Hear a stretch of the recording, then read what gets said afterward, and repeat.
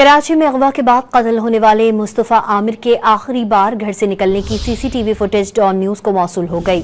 Footage में मुस्तफा को काली गाड़ी में गली से गुजरते देखा जा सकता है। वालिदा ने बयान दिया था कि मुस्तफा 6 जनवरी को 6:30 बजे शाम घर से निकला था। उसके जाने के 1 घंटे बाद ही उसकी नेट डिवाइस बंद हो गई थी। मुस्तफा के लापता होने के मुकदमा 7 जनवरी को दरख्शां थाने में दर्ज हुआ था। पुलिस हुकाम के मुताबिक गाड़ी और मुस्तफा की लाश जली हुई हालत में 11 जनवरी को हब चौकी से मिली। पुलिस ने 2 मुलजिम अरमगान और शिराज को गिरफ्तार किया है।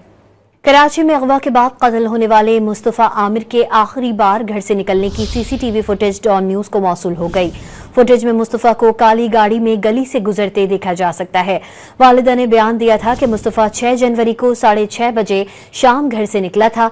उसके जाने के 1 घंटे बाद ही उसकी नेट डिवाइस बंद हो गई थी।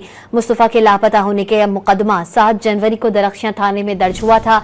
पुलिस हुकाम के मुताबिक गाड़ी और मुस्तफा की लाश जली हुई हालत में 11 जनवरी को हब चौकी से मिली। पुलिस ने 2 मुलजिम अरमगान और शिराज को गिरफ्तार किया है।